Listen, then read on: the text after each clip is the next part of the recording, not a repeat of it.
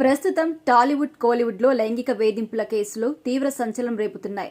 మొన్నటి వరకు ఇండస్ట్రీలో ప్రముఖులుగా చెలామణి అయిన వారు ఇప్పుడు లైంగిక అత్యాచార ఆరోపణ ఎదుర్కొంటూ జైలు ఊచలు లెక్కబెడుతున్నారు. టాలీవుడ్ కొరియోగ్రాఫర్ జానీ మాస్టర్పై అసిస్టెంట్ కొరియోగ్రాఫర్ లైంగిక ఆరోపణ చేయగా కేసు నమోదు చేసుకుని పోలీసుల విచారణ అనంతరం చంచల్గూడ జైలుకు తరలించారు. తాజాగా జానీ మాస్టర్ తనకు 5 రోజుల మధ్యంతర బెయిల్ కోరుతూ కోర్టులో పిటిషన్ దాఖలు చేశారు. నేడు పిటిషన్పై విచారణ జరగబోతోంది. ఇప్పటికే రెగ్యులర్ బెయిల్ పిటిషన్ను దాఖలు చేయగా ఆ పిటిషన్పై విచారణ అక్టోబర్ 7వ తేదీకి వాయిదా పడింది. Rangareddy POCSO court. ఇక పూర్తి వివరాల్లోకి వెళ్తే జూనియర్ డాన్సర్పై లైంగిక దాడి కేసులో కొరియోగ్రాఫర్ జానీ మాస్టర్పై కేసు నమోదైంది. ప్రస్తుతం ఆయన చంచల్గూడ జైల్లో ఉన్నారు. ఈ నేపథ్యంలో జానీ మాస్టర్ మధ్యంతర బెయిల్ కోరుతూ కోర్టులో పిటిషన్ దాఖలు చేశారు.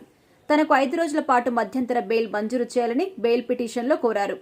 ఢిల్లీలో ఉత్తమ నృత్య దర్శకుడిగా నేషనల్ అవార్డు అందుకోవాల్సి ఉందని కోర్టును జానీ తరపు న్యాయవాదులు కోరారు.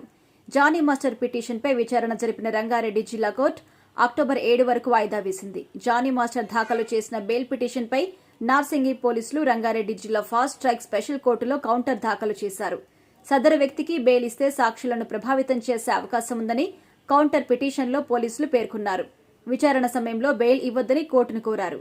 ఇదే క్రమంలోనే పిటిషన్పై విచారణ జరిపిన న్యాయస్థానం తదుపరి విచారణ అక్టోబర్ 7కు వాయిదా వేసింది. తాజాగా జానీ మాస్టర్ తనకు మధ్యంతర బెయిల్ మంజూరు చేయాలని వేసిన పిటిషన్పై నేడు విచారణ జరగబోతోంది.